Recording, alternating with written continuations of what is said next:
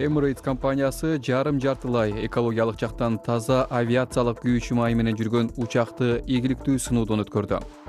Учак Дубай эл аралык аба майданынан көтөрүлүп, жээкти бойлой 1 сааттан ашуун убакыт учту. Анын бир кыймылдаткычы толугу менен кайра жаралуучу энергия менен иштейт. Учурда авиация тармагы абага бөлүнүп чыккан глобалдык көмүр кычкыл газынын 2,8% түзөт. Spotify абоненттик катталуучусу 200 миллиондон ашкан алгачкы музыкалык стриминг кызматы болуп калды.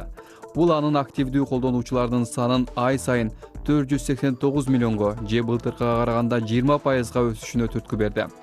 Бир апта мурда эле компания дүйнө жүзүндөгү кызматкерлеринин 6%-ын кыскартаарын айткан. Соодасыз болуп жаткан рынокто Samsung өз брендинин популярдуулугун сыноо максатында соңку премиум смартфонун презентация кылды.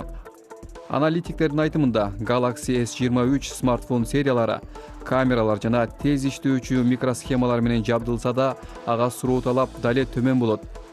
Анткени глобалдык экономика аксап, инфляция күчөп жаткан чакта кардарлар көп деле акча коротпой калды. АКШнын окумуштуулары кыймыл аракети ташбакага окшогон робот ойлоп табышты. Робот сууда да, кургакта да жүрө алат. Анын буттары сууга түшөр алдында сүзгүч канаттарга айланат. Мындай дизайн менен робот ташбака суунун астында жеңил сүзүп жүрө алат.